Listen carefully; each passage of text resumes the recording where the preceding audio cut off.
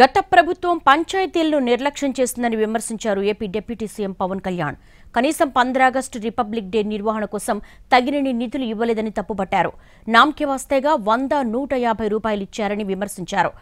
ఏపీలో పంచాయతీలు సర్పంచుల వ్యవస్థ బలోపేతానికి ఎన్డీఏ సర్కారు కట్టుబడి ఉందని చెప్పారు పవన్ కళ్యాణ్. పంచాయతీల నిర్వహణకి ఎన్నికలు జరిగినాయి కానీ పంచాయతీల నిర్వహణకి సంబంధించి ఏ విధంగా వారికి సరైన ఆర్థిక పరిపుష్టి జరగలేదు. నిధులు పడ్డాక నిధుల దుర్వినియోగం జరిగింది, అది మీ అందరికీ తెలిసిందే. దానికి మరింత వివరంగా ఎప్పటికప్పుడు తెలియజేస్తాం.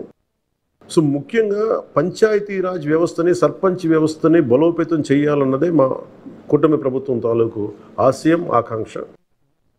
దాంట్లో భాగంగా ఇప్పుడు దాకా గత 30 సంవత్సరాలుగా ప్రతి ఒక్క పంచాయతీలో సర్పంచులు తలెత్తుకొని సగౌరవంగా జెండా వందనం చేసేలాగా రాష్ట్రంలోని ఎన్డీఏ ప్రభుత్వం నిర్ణయం తీసుకుంది.